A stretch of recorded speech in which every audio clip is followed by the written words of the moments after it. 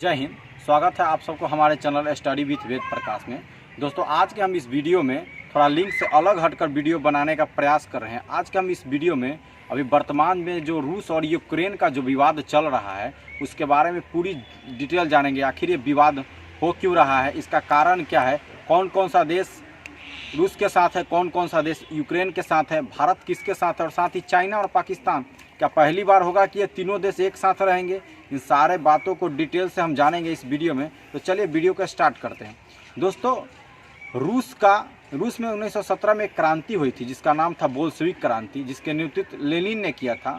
उसी टाइम पूरे संपूर्ण अखंड रूस का निर्माण किया गया, जिसे यूएसएसआर कहते थे, पूर्व सोवियत संघ, और यूएसएसआर कहते थे उसका नाम था। तो उस देश में 1922 में यूक्रेन भी शामिल हो गया। 1922 में यूक्रेन शामिल हो गया। आप जानते हैं कि द्वितीय विश्व युद्ध हुआ, प्रथम विश्व युद्ध हुआ। द्वितीय विश्व युद्ध में मित्र राष्ट्रों ने विजय प्राप्त की, धुरी राष्ट्र की हार हुई। मित्र राष्ट्रों में जो दो प्रमुख राष्ट्र महाशक्ति बनकर उभरे थे, उनमें एक था संयुक्त राज्य अमेरिका और दूसरा था रूस। धीरे धीरे इन दोनों देशों में तनाव आते गया। दोनों में तनाव आने का कारण था आर्थिक, बहुत सामाजिक कारण, बहुत सा। दोनों में होड़ लग गई कि किसकी ताकत ज़्यादा है। इसी क्रम में दुश्मनी धीरे धीरे बढ़ता रहा। अमेरिका चाहता था कि रूस की ताकत कम की जाए, और धीरे धीरे करते करते 1991 में रूस का विघटन हो गया। पूर्व सोवियत संघ यूएसएसआर का विघटन हो गया और कुल वो 15 देशों में विभाजित हो गया। उसी वर्ष यूक्रेन भी उससे अलग हट गया। यूक्रेन अलग हट करके अलग अपना देश बना लिया, लेकिन वो रूस का हिस्सा रहा था, इसलिए रूस उस पर अपना हक जताता रहा। ऐसा कोई विवाद हुआ नहीं। 1991 से 2014 तक सारे मामला शांत था, कहीं भी कोई किसी भी तरह का विवाद नहीं था।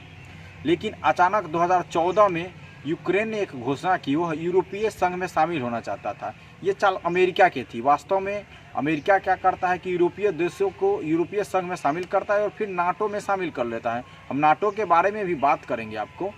तो के वजह से शामिल होने के लिए यूक्रेन ने हामी भर दी। लेकिन उस टाइम जो वहाँ के शासक थे वो यूरोपीय संघ में शामिल नहीं होना चाहते थे, क्योंकि वो रूस के समर्थक थे। इस पर विवाद हुआ, लेकिन जनता वहाँ का जो थी वो चाहती थी कि यूरोपीय संघ में यूक्रेन शामिल हो जाए, लेकिन नहीं हो पाया। और नहीं होने के कारण वहाँ पर विवाद छिड़ गया। फिर सत्ता चेंज हुआ, और जो सत्ता चेंज हुआ वो यूरोपीय संघ में शामिल होने के लिए हामी भर दिया, जिसके वजह से विवाद हुआ। रूस ने उस टाइम क्या किया, 2014 में, ये आक्रमण नया नहीं है, अभी जो युद्ध चल रहा है इससे पहले भी हुआ था। रूस ने उस समय क्या किया कि यूक्रेन पर हमला करके रोमानिया एक जगह है जिसको कब्जा कर लिया। फिर ये युद्ध कुछ दिनों के लिए बंद हो गया। 2017 में एक संधि हुआ जिसके तहत इस युद्ध को समाप्त करने की बात की गई और युद्ध बंद हो गया। लेकिन फिर क्या किया कि अमेरिका ने एक और चाल चली है। उसके अनुसार ये क्या किया है कि फिर यूक्रेन को ये नाटो में शामिल करना चाहता है। अब नाटो क्या है, तो नॉर्थ अटलांटिक ट्रीटी ऑर्गेनाइजेशन। ये कुल 30 देशों का समूह है, जिसमें सारे बड़े बड़े देश जैसे अमेरिका हो गया, फ्रांस हो गया, ब्रिटेन हो गया, कनाडा हो गया, ये सारे लोगों का एक समूह है। ये क्या करते हैं कि नाटो के 30 सदस्य हैं। अगर इन 30 सदस्य में इसका कोई भी देश पर किसी भी देश के द्वारा हमला किया जाता है तो ये 30 मिलकर उस देश को मारते हैं। ये नाटो का नियम बना हुआ है। तो यूक्रेन चाहता है नाटो में शामिल होना। और अगर आप नक्शा में देखेंगे तो रूस के से जस्ट सामने ये नाटो देश पड़ता है और उसके बीच में सिर्फ यूक्रेन है। तो रूस नहीं चाहता है कि मेरे इतने सारे दुश्मन एक साथ मेरे सामने आ जाए। तो नाटो में शामिल होने के वजह से ही ये युद्ध चालू हुआ है। यूक्रेन देखने में छोटा है, लेकिन ये अमेरिका के बहकाव में काम गलत करता है। अब वास्तव में देखा जाए तो ये युद्ध यूक्रेन और रूस का है ही नहीं। ये युद्ध जो देखा जाए तो अमेरिका लड़ रहा है। अमेरिका यूक्रेन को बढ़ावा दे रहा है, लेकिन यूक्रेन को देखना चाहिए। आप किसी के चढ़ावे बढ़ावे में आकर ऐसे देश से नहीं उलझ सकते हैं जो आपका अस्तित्व मिटा दे।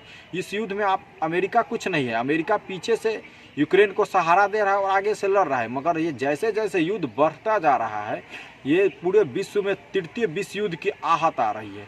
पूरा विश्व भयभीत है, क्योंकि रूस और अमेरिका ये दो ऐसी शक्ति है जिनके पास परमाणु हथियारों का अंबार लगा हुआ है। रूस के बाद एवं अमेरिका से भी ज़्यादा परमाणु हथियार है। जहाँ तक रूस की बात की जाए तो 6400 परमाणु हथियार रखा है और अमेरिका 5600 के आसपास है। इसमें राष्ट्र जो है पूरा विश्व दो गुटों में बंटता जा रहा है। अगर बात कर ली जाए यूक्रेन में, तो यूक्रेन के सपोर्ट में ब्रिटेन है, अमेरिका है, और अमेरिका से जो नाता रखने वाले कनाडा देश हैं, फ्रांस है, ये सब उसको सपोर्ट कर रहे हैं। वहीं अगर रूस की बात की जाए तो रूस को पूरे 200 की सपोर्ट मिल रहा है। रूस में चाइना सपोर्ट कर रहा है, पाकिस्तान सपोर्ट कर रहा है, तुर्की भी सपोर्ट कर रहा है। इसके अलावा चाइना मेन है, भारत भी रूस को ही सपोर्ट करेगा।